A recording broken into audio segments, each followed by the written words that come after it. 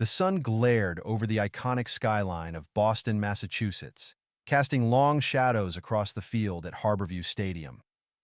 Home to the Thunderbolts, a minor league team that once roared with dominance, the stadium now hosted dwindling crowds, hoping for a glimpse of the team's former glory. Among the roster of hopefuls and veterans was Ryan Carter, the newest addition to the team, a quiet yet commanding presence, with a swing so clean it often drew comparisons to legends. Ryan stepped onto the field that afternoon for warm-ups, his face calm beneath the brim of his MAGA hat. He hadn't thought twice about wearing it. To him, the hat wasn't a political statement, but a deeply personal item, a tribute to his late father, who had been an unwavering supporter of the movement. His father, a former Marine, had passed the hat down to him, saying, "It's not about politics, son. It's about standing tall for what you believe in." Ryan carried that lesson with him everywhere he went, just as he carried the hat. As Ryan jogged to the batting cage, his teammates stole glances. Some whispered to one another, eyebrows raised, while others shrugged it off, focusing on their drills. The murmurs caught the attention of Jack Monroe, the Thunderbolts' no-nonsense head coach, who stood near the dugout with his arms crossed. Jack had been with the Thunderbolts for 6 years and had seen the team rise and fall. He was known for his iron grip on discipline and an unrelenting focus on keeping the clubhouse free of distractions. Jack's sharp eyes locked onto the bright red hat as Ryan took a few swings in the cage. Each crack of the bat echoed through the field, but Jack's attention wasn't on the power of Ryan's hits. It was on the hat perched on his head. His jaw tightened as he stormed toward Ryan, a cloud of disapproval trailing him. "Carter!" Jack barked, his voice slicing through the ambient chatter. Players nearby froze mid-throw, the casual rhythm of warm-ups grinding to a halt. Ryan stopped, turned, and pulled off his batting helmet, his hat now fully visible. "Yes, coach?" Ryan asked, his tone neutral. Jack's face was a mix of frustration and disbelief. "What do you think you're doing wearing that hat out here?" he demanded, jabbing a finger toward Ryan's head. Ryan raised an eyebrow, confused. "I didn't realize it was an issue," he replied calmly. "It's just a hat." "Just a hat?" Jack snapped, his voice rising. "That hat represents division, Carter. This team doesn't need politics on the field. It's a distraction, and I won't have it. Take it off, or sit out." Ryan's grip on his bat tightened. His father's words echoed in his mind, but he knew this wasn't the place for a confrontation. He glanced at the other players, who were now watching the exchange with bated breath. Slowly, Ryan nodded and removed the hat, tucking it into his bag. "Understood, coach," he said evenly. Jack's gaze lingered on Ryan for a moment before he turned on his heel and barked at the other players to get back to work. The tension in the air was palpable as the team resumed their drills, though the camaraderie felt noticeably strained. As Ryan walked to the dugout, a teammate, Marcus Bailey, sidled up beside him. Marcus, the team's second baseman and unofficial joker, lowered his voice to a whisper. "Man, you okay? That was rough." Ryan forced a small smile. "I'm fine. Just following orders." Marcus gave him a skeptical look, but didn't press further. Ryan sat in the dugout, quietly watching his teammates practice, while Jack's reprimand replayed in his mind. He didn't feel anger, just a simmering disappointment. He had faced challenges his entire life, but this felt different. It wasn't just about him. It was about a legacy he had promised to honor. Meanwhile, the incident rippled through the clubhouse. Players whispered in corners, some expressing sympathy for Ryan, others backing Jack's decision. "We don't need drama right now," one player muttered. "The season's bad enough as it is." Another countered, "It's a free country, isn't it? Let the guy wear what he wants." Jack's actions, though decisive, left a lingering unease among the team. His strict leadership style had always been accepted, but this felt personal. The divide among the players began to show during the game that night, where the Thunderbolts suffered another loss. The team lacked cohesion, their performance reflecting the discord simmering beneath the surface. After the game, Ryan lingered in the locker room, methodically packing his gear. He overheard snippets of conversation as players vented their frustrations about the loss and about Jack. Ryan, however, remained silent, his focus elsewhere. He had come to the Thunderbolts for a reason, and this moment, as humiliating as it had been, was just a chapter in a story still unfolding. When Jack passed by him on the way out, he paused briefly. "Get your head in the game, Carter," he said gruffly before walking away. Ryan didn't respond, instead slipping the MAGA hat back onto his head once the locker room emptied. He stared at the team's logo on the wall, the faintest hint of a smile tugging at his lips. The Thunderbolts didn't know it yet, but Ryan Carter wasn't just another player on the roster. He had come here with a purpose, and Jack's reaction had only reinforced his resolve. As the stadium lights dimmed, Ryan made a silent promise to himself. Change was coming to the Thunderbolts, and it would start with him. The next morning, the buzz around Harborview Stadium was palpable. Whispers about Ryan Carter's MAGA hat incident had spread among the staff and fans who'd caught glimpses of the tense exchange. For most, it was a curious anecdote. For others, it was a spark of division. But for Ryan, it was another step in a larger plan he had kept tightly under wraps. Ryan arrived early to the stadium, as usual, the brim of his red hat tucked low over his face as he walked through the quiet halls of the players' facility. It was his favorite time of day, the calm before the storm of practice, games, and locker room banter. But this time, his morning routine was interrupted. "Ryan!" came a voice from behind him. It was Marcus Bailey, the ever-curious second baseman who had become one of the few teammates Ryan trusted to ask direct questions. Ryan paused and turned, adjusting the strap on his equipment bag. "What's up, Marcus?" Marcus crossed his arms and leaned casually against the wall. "Look, man, I don't mean to pry, but yesterday, that wasn't normal. Coach was on you harder than usual, and you didn't even fight back.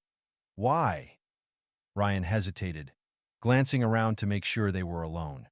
He knew this conversation was inevitable, but timing was everything. Finally, he sighed and said, "Let's just say I've learned when to pick my battles." Marcus raised an eyebrow. "Yeah, but you're one of the best hitters we've got. If anyone can stand up to Jack, it's you. You've got more leverage than you think." Ryan smirked faintly.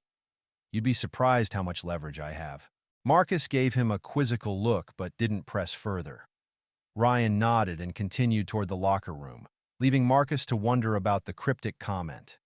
As Ryan settled into his locker, he pulled out his phone and reviewed an email from his investment team.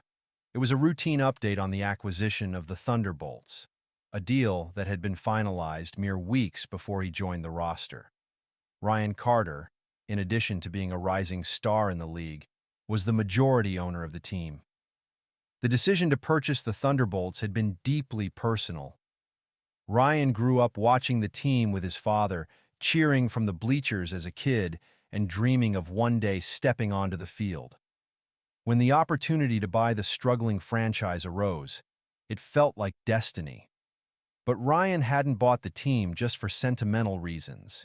He wanted to turn it into a model for inclusivity and excellence, both on and off the field. His choice to join the team as a player, however, had been a calculated risk. He wanted to experience the culture firsthand before making significant changes. The MAGA hat incident, while frustrating, had given him invaluable insight into the leadership style of Jack Monroe, a coach who clearly didn't align with the vision Ryan had for the future of the team. Later that day, during practice, the tension between Ryan and Jack was still apparent. Jack avoided eye contact with Ryan, focusing instead on drilling the other players. When Ryan stepped into the batting cage, Jack called for another player to take his spot after only a few swings. "You're done, Carter," Jack barked. "Let someone else have a turn." Ryan didn't argue. He stepped out of the cage, his expression unreadable, and handed his bat to the next player. Marcus, watching from the side, frowned and approached Ryan. "Man, He's got it out for you, Marcus muttered. What's his deal? Ryan shrugged. Maybe I just remind him of someone he doesn't like. Marcus chuckled dryly. Yeah, maybe. Or maybe he doesn't like anyone who doesn't fall in line. Ryan's gaze drifted toward Jack, who was barking orders at the outfielders. He didn't say it aloud, but he knew that Jack's time at the helm was running out. As the practice wound down, Ryan returned to the locker room and found a message waiting for him on his phone. It was from Alex Thompson, the lawyer who had helped orchestrate the Thunderbolts acquisition. We need to meet soon. There are some decisions to finalize regarding staff contracts. Let me know when you're ready to take the next step. Ryan stared at the message, the weight of it settling on him. He had kept his identity as the owner a secret for as long as possible, wanting to observe without bias. But the longer he waited, the more he saw how critical it was to act. Jack Monroe's leadership wasn't just problematic, it was toxic. His authoritarian style was creating divisions in the clubhouse and dragging the team further into mediocrity. That evening, Ryan met with Alex at a discreet cafe away from the stadium. The lawyer, a polished professional with a sharp mind, greeted him with a firm handshake and a folder full of documents. We need to talk about Monroe, Alex said without preamble. The guy's record is bad enough, but the complaints we've been hearing from staff and players, it's worse than we thought. Ryan nodded. I've seen it myself. He's rigid, divisive, and he's holding the team back. Alex leaned in, lowering his voice. If you're ready to make a move, now's the time. The contracts give you full authority to terminate his position without buyout penalties if you can cite failure to meet performance metrics or create a hostile work environment. Ryan's mind raced. The decision was clear, but it was also monumental. Firing the head coach would send shockwaves through the organization, and his own involvement as owner would no longer be a secret. Do it, Ryan said finally, his voice steady. It's time to make some changes. Alex nodded, already drafting a plan. And when should we announce your ownership role? Ryan paused, his thoughts turning to the team, the fans, and the culture he wanted to build. Soon, he said. But not until the timing is right. I want the players to see what I stand for before they know who I am. As the meeting ended, Ryan felt a mix of anticipation and resolve. The MAGA hat incident had been the catalyst for something bigger. He wasn't just here to play baseball. He was here to transform the Thunderbolts into something greater than they had ever been. And that transformation would start sooner than anyone expected. The day after Ryan's pivotal meeting with Alex, the Thunderbolts arrived at their home stadium for another routine practice. Unbeknownst to them, the winds of change were already stirring in the background. Ryan stepped onto the field, his usual calm demeanor masking the decisions he had already set into motion. He had a job to do, one that demanded patience, precision, and an unshakable focus. Jack Monroe, as always, was barking orders at the players during warm-ups. His voice carried across the diamond, sharp and unrelenting. Ryan listened from the outfield as Jack criticized the pitchers during a bullpen session, his words laced with impatience and disdain. Is that the best you can do? You call that a fastball? My grandmother throws harder than that. The younger pitchers flinched under Jack's verbal onslaught, their confidence visibly shaken. Ryan clenched his jaw, feeling the familiar pang of frustration.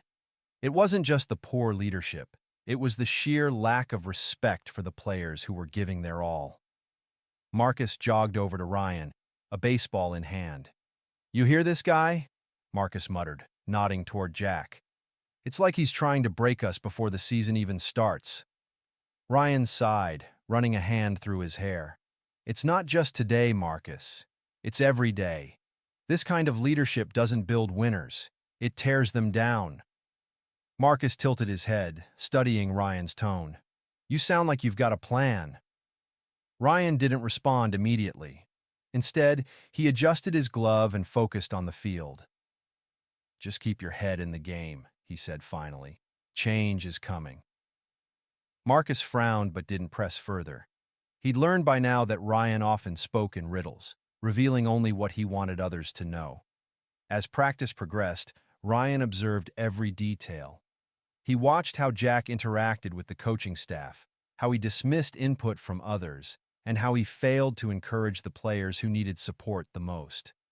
It was a toxic pattern, one that couldn't continue. At the end of practice, Jack called the team into a huddle. His tone was gruff, his arms crossed as he surveyed the players. "Listen up," Jack began. "If you're not putting in 110%, don't expect to make the cut. I don't care about your reputation, your stats, or your excuses. This is my team, and I run it my way." Ryan exchanged a glance with Marcus, who rolled his eyes subtly. The players dispersed, some shaking their heads in frustration as they headed toward the locker room. Ryan lingered for a moment, watching Jack walk off the field with an air of smug authority. Later that evening, Ryan met with Alex and the Thunderbolts' senior management team in a private office overlooking the stadium. The room was quiet but charged with anticipation as Ryan laid out his vision for the team's future. "Jack Monroe has been here for 3 years," Ryan began, his tone measured but firm. "And in that time, the Thunderbolts have only gone backward. Our record speaks for itself, but the culture he's created, that's the real issue. It's divisive, hostile, and completely out of line with what this organization should stand for." The team's general manager, Sheila Harrison, nodded in agreement. "We've received complaints from players, staff, even fans who've noticed his behavior during games. It's been a problem for a while, but no one's had the authority to make a change. Until now." Ryan leaned forward, his hands resting on the table. "We can't build a winning team if our foundation is broken. Monroe's approach isn't just outdated, it's destructive. It's time to let him go." Alex cleared his throat, sliding a folder across the table. "Here's the formal termination notice. I'll handle the legal side of things. But the question is, how do we want to deliver the news? Do we do it quietly or make it public?" Ryan didn't hesitate. "We'll be professional, but transparent. The players deserve to know why this decision is being made, and so do the fans. This team belongs to the city, and it's our responsibility to lead with integrity." Sheila smiled, her respect for Ryan evident. "You're the owner, Ryan. I trust your judgment." The room fell silent for a moment as the weight of the decision settled over them. Ryan exhaled deeply, feeling both the gravity of the moment and the relief of finally taking action. The following morning, the players were called into an emergency team meeting. Rumors swirled as they gathered in the clubhouse, exchanging nervous glances. Marcus nudged Ryan as they found their seats. "What's going on?" Marcus whispered. "This feels big." Ryan shrugged, playing it cool. "Guess we'll find out." Moments later, Sheila entered the room, followed by Alex and Jack Monroe. Jack's expression was a mix of confusion and annoyance, clearly unprepared for what was about to happen. Sheila stepped to the front of the room and cleared her throat. "Good morning, everyone. I called this meeting to address an important change in leadership. Effective immediately, Jack Monroe is no longer the head coach of the Thunderbolts." The room erupted in murmurs, players exchanging wide-eyed looks as Jack's face turned red. He opened his mouth to protest, but Alex stepped forward, handing him the termination notice. "This decision was made after careful consideration," Alex said firmly. "It's in the best interest of the team and the organization as a whole." Jack glared at Ryan, as if sensing his involvement. But Ryan's expression remained neutral, giving nothing away. As Jack stormed out of the room, Sheila addressed the players directly.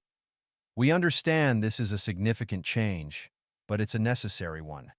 Our priority is to build a culture of respect, accountability, and excellence. We'll be announcing the new head coach soon, but for now, we want you to focus on what you do best, playing the game." The players nodded, some visibly relieved by the news. Marcus leaned over to Ryan, whispering, "Did you know about this?" Ryan smirked faintly. "Let's just say it didn't come as a surprise." As the meeting concluded, Ryan felt a sense of vindication. The first step had been taken, but the journey was far from over. With Jack gone, the stage was set for Ryan to reveal his true identity and lead the Thunderbolts into a new era, one built on unity, respect, and the pursuit of greatness. The buzz of the locker room was electric. News of Jack Monroe's firing spread like wildfire, igniting a range of emotions among the players. Relief, curiosity, and cautious optimism rippled through the team. But one question hung in the air like an unspoken challenge. What comes next? Ryan leaned against his locker, a small smile tugging at the corners of his mouth as he listened to the chatter around him. Marcus, as always, was the first to voice what everyone was thinking. "All right, spill it," Marcus said, pointing a finger at Ryan. "You knew something was up, didn't you? Don't play coy with me." Ryan chuckled, shaking his head. "I'm just as surprised as you are." "Liar," Marcus shot back, grinning. "But I'll let it slide. For now." Before Ryan could respond, the clubhouse door swung open, and Sheila entered with a clipboard in hand. The room quieted instantly, the players turning their attention to her. "Listen up," Sheila began, her tone calm but commanding. "I know you all have questions, and I promise we'll address them in time. But for now, we need to focus on moving forward. This team deserves a fresh start, and that's exactly what we're going to give you." She paused, scanning the room. "Our new head coach will be announced at a press conference later this week. In the meantime, Alex and I will oversee operations alongside the assistant coaching staff." Ryan nodded subtly, impressed by Sheila's poise. She was steadying the ship in the wake of Monroe's departure, and the players seemed to respond to her confidence. After Sheila left, the players began to disperse, some heading to the field for extra practice, others retreating to the weight room. Marcus lingered, glancing at Ryan with a curious expression. "All right, seriously," Marcus said, lowering his voice. "What's your deal? You're way too calm about all of this." Ryan hesitated for a moment, debating whether to reveal the truth. But before he could answer, Alex appeared in the doorway, motioning for him to follow. "Ryan," Alex called, his voice carrying authority. "A word, please." Ryan nodded and followed Alex out of the clubhouse, leaving Marcus behind with a puzzled look. Alex led Ryan to a private office overlooking the field. The room was simple but elegant, with framed photographs of Thunderbolts legends lining the walls. Alex closed the door behind them, his expression unreadable. "You've been patient," Alex began, leaning against the desk. "But the time has come. We need to finalize your introduction." Ryan raised an eyebrow. "You're sure this is the right moment?" Alex nodded firmly. "It has to be. The players need to know who's really in charge, and the fans deserve transparency. If we wait too long, it'll only breed more uncertainty." Ryan crossed his arms, his mind racing. He had always known this day would come, but the reality of it felt heavier than he expected. Still, there was no turning back. "All right," Ryan said finally. "Let's do it." Alex smiled, clapping him on the shoulder. "Good. We'll make the announcement tomorrow. Be ready." The next day, the Thunderbolts players gathered in the media room, joined by reporters and staff members who were eager to hear the team's big announcement. The atmosphere was tense, a mix of anticipation and speculation. Ryan sat at the back of the room, keeping a low profile as Sheila and Alex addressed the crowd. Cameras flashed, capturing every moment as Sheila took the podium. "Thank you all for being here," Sheila began, her voice steady and professional. "As you know, the Thunderbolts are entering a new chapter. Today, we're here to introduce the man who will lead this team into the future." She stepped aside, and Alex took her place.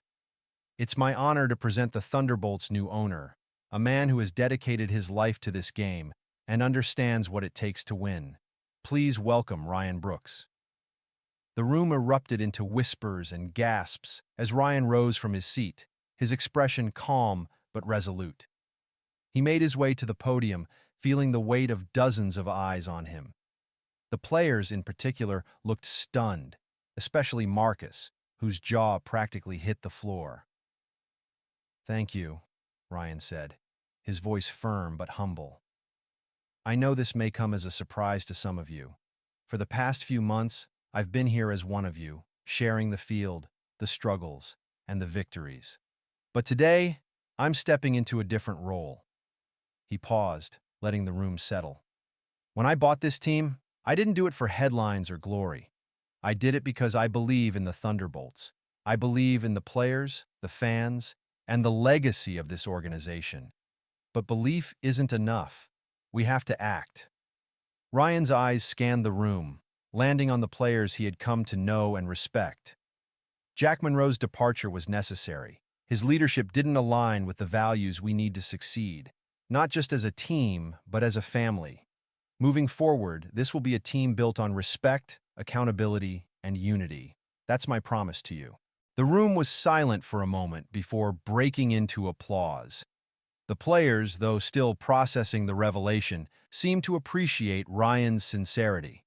Marcus caught Ryan's eye, a small grin spreading across his face as he gave a subtle thumbs up. After the press conference, Ryan returned to the clubhouse, where the players were waiting for him. The tension from earlier had eased, replaced by a mix of curiosity and camaraderie. "Well, well, well," Marcus said, crossing his arms. "The big boss, huh?" "I should have guessed," Ryan laughed, shaking his head. "I wasn't trying to keep it from you. I just needed to see things from your perspective first." Marcus nodded, his grin widening. "Fair enough. So what now, boss?" "Now," Ryan said, his tone firm but optimistic, "we get to work. This team has the potential to do something great, and it starts today." The players nodded, their spirits lifting as Ryan's words sank in. For the first time in years, the Thunderbolts had hope, and it was clear that Ryan Brooks was the man to lead them forward. The days following Ryan's revelation were a whirlwind of activity. The Thunderbolts clubhouse buzzed with renewed energy, but with change came challenges. Some players remained wary, uncertain about Ryan's ability to transition from teammate to owner. Others were inspired, eager to prove themselves under this new chapter of leadership. Ryan knew he had a delicate balance to maintain. He needed to earn their trust while setting a firm foundation for the team's future. Ryan's first task was to address the coaching staff. With Jack Monroe gone, the search for a new head coach became top priority. Sheila had already compiled a short list of candidates, and they wasted no time setting up interviews. Each candidate brought a unique vision for the Thunderbolts, but Ryan wasn't looking for just any coach. He wanted someone who understood the player's perspective and could inspire the kind of unity he envisioned. After days of deliberation, the decision became clear. The new head coach was a retired legend in the baseball world, Mateo Delgado, a Hall of Famer who had led his team to multiple championships before transitioning into coaching. Mateo had a reputation for being both a tactical genius and a mentor who connected deeply with his players. He was exactly what the Thunderbolts needed. The announcement of Mateo's hiring sent shockwaves through the baseball community. Reporters speculated about the partnership between Ryan and Mateo, calling it a bold and unexpected move. Meanwhile, inside the Thunderbolts clubhouse, the reaction was overwhelmingly positive. Mateo's first team meeting set the tone for what was to come. Standing in front of the players, he radiated a calm confidence that commanded respect. "Baseball is more than just a game," Mateo began, his voice steady but passionate. "It's about grit, heart, and discipline. It's about trust. Trust in yourselves, in each other, and in your leadership. I'm here because I believe in this team, and I believe we can win. But it's going to take work. Every single one of you has something to prove. Not to me, not to the fans, but to yourselves." The players exchanged glances, their expressions a mix of determination and anticipation. Ryan, standing at the back of the room, felt a surge of pride. Mateo was already making his mark. Training camp under Mateo's leadership was grueling, but transformative. The team pushed harder than ever, their practices fueled by a renewed sense of purpose. Ryan often joined them on the field, not as the owner but as a fellow ball player, diving into drills and offering encouragement. It was during one of these practices that Ryan had a candid conversation with Marcus. The two had grown close over the past months, their banter and mutual respect forming the foundation of a strong friendship. "You've been quiet," Ryan said, tossing Marcus a ball during warm-ups. "What's on your mind?" Marcus caught the ball effortlessly, shrugging. "Just trying to figure out where I fit in all this. You've got big plans, man, and I'm just a guy trying to keep up." Ryan frowned, stepping closer. "You're not just a guy, Marcus. You're one of the best players on this team, and we need your leadership. Don't sell yourself short." Marcus hesitated, then nodded. "All right, boss. I'll do my part. Just don't expect me to start wearing a suit to work." Ryan laughed, clapping him on the shoulder. "Deal." The team's first preseason game under Mateo's guidance was a pivotal moment. The Thunderbolts faced off against one of their biggest rivals, the Chicago Knights, in a game that felt more like a grudge match than an exhibition. The Knights were known for their aggressive play style and trash talk, and they didn't hold back against the Thunderbolts. The game started rough. The Knights jumped to an early lead, exploiting gaps in the Thunderbolts' defense. Tension ran high in the dugout as players muttered to each other, their frustration mounting. Ryan could feel the weight of the moment, but he also saw an opportunity to rally his team. During a break, Ryan stepped into the dugout, his voice cutting through the noise. "Listen up. We're better than this. They're trying to get in our heads, and we're letting them. Stay focused. Play your game, not theirs." Mateo backed him up, his voice calm but firm. "Ryan's right. This is a test, not just of your skills, but of your resilience. Show me what you've got." The Thunderbolts returned to the field with renewed determination. Slowly but surely, they clawed their way back into the game. Marcus hit a game-tying home run in the 7th inning, sending the crowd into a frenzy. By the 9th inning, the Thunderbolts were ahead by 1 run. The final out was made by Ryan himself, diving to catch a line drive that would have tied the game. As he stood up, ball in hand, the stadium erupted in cheers. The team poured onto the field, celebrating their hard-fought victory. Back in the clubhouse, the atmosphere was electric. Players laughed and cheered, their spirits lifted by the win. Marcus pulled Ryan aside, grinning from ear to ear. "All right, boss," Marcus said. "Maybe you do know what you're doing after all." Ryan laughed, shaking his head. "Told you to trust me." As the celebration continued, Ryan took a moment to reflect. This game was just the beginning, a glimpse of what the Thunderbolts could achieve if they stayed united. For the first time in years, the team had hope, and that hope was contagious. As the Thunderbolts entered the regular season, the buzz around the team grew louder. Sports analysts who had once written them off as a bottom-tier franchise were now taking notice. The combination of Mateo Delgado's coaching brilliance and Ryan's hands-on leadership transformed the team into a cohesive, disciplined unit. Every game felt like a battle, but the Thunderbolts fought with a renewed sense of purpose, faced challenges on multiple fronts. Balancing his role as owner and teammate was not easy. Some players still viewed him with skepticism, questioning whether his dual role would ultimately undermine the team. Others, inspired by his willingness to train and play alongside them, rallied around him. Ryan knew he couldn't win everyone over, but he focused on leading by example. The turning point came in a critical mid-season game against the New York Titans, a powerhouse team known for its relentless offense. The Thunderbolts entered the matchup as underdogs, with analysts predicting a blowout in the Titans' favor. The game, however, unfolded as a test of grit and resilience. The Titans dominated early, taking a commanding lead by the 4th inning. Ryan watched from the dugout, his jaw clenched as he saw his team struggle. Mateo's voice broke through the tension. "Don't let the score define this game," he said, addressing the team during a timeout. "They're playing their game. Now it's time to play ours." Ryan stood beside Mateo, nodding in agreement. "We've been here before. We've climbed out of worse holes. Let's go out there and show them who we are. The speech ignited a spark in the team. The Thunderbolts clawed their way back, inning by inning. Marcus crushed a 2-run homer in the 6th inning, narrowing the gap. The defense tightened, with Ryan making a series of key plays at shortstop that kept the Titans from extending their lead. By the 9th inning, the score was tied. The final moments of the game were nothing short of cinematic. With 2 outs and a runner on third, Ryan stepped up to the plate. The crowd held its breath as he squared off against the Titans' ace pitcher. The first 2 pitches were strikes, and the pressure mounted. Ryan tightened his grip on the bat, the weight of the moment bearing down on him.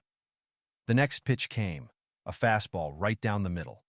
Ryan swung with everything he had, and the ball rocketed off his bat, soaring into the outfield. It landed just inside the left field foul pole, a walk-off home run. The stadium erupted in cheers as Ryan rounded the bases, his teammates spilling onto the field to greet him at home plate. The Thunderbolts had pulled off the impossible, defeating one of the league's top teams in dramatic fashion. The victory marked a turning point for the Thunderbolts. The team surged in the standings, building momentum as the playoffs approached. The once doubtful players now rallied around Ryan, their respect for him solidified by his performance on and off the field. Outside the team, Ryan's journey had sparked a larger conversation in the sports world. Reporters delved into his story, highlighting his rise from a hardworking ballplayer to the owner of a professional team. His decision to buy the Thunderbolts and lead them from the inside out resonated with fans, many of whom admired his courage and determination. However, not everyone celebrated his success. Former coach Jack Monroe, who had been conspicuously silent since his dismissal, broke his silence in a scathing interview. He criticized Ryan's leadership, claiming that the team's success was a fluke and that Ryan's methods would ultimately fail. Ryan refused to engage in a public feud. Instead, he focused on his team. "Let our performance speak for itself," he told reporters when asked about Monroe's comments. As the playoffs began, the Thunderbolts faced their toughest challenge yet. The opening series pitted them against the Los Angeles Stars, a team stacked with talent and playoff experience. The Stars took an early lead in the series, winning the first 2 games and putting the Thunderbolts on the brink of elimination. In the locker room before Game 3, Ryan addressed the team. "We fought too hard to let it end here," he said, his voice steady but passionate. "This team has defied every expectation. We've proven that we belong here. Now let's prove that we can win." The team responded with a level of intensity that had been building all season. Marcus, whose leadership had grown under Ryan's mentorship, delivered a clutch performance, hitting 2 home runs and driving in 5 runs to secure the Thunderbolts' first win of the series.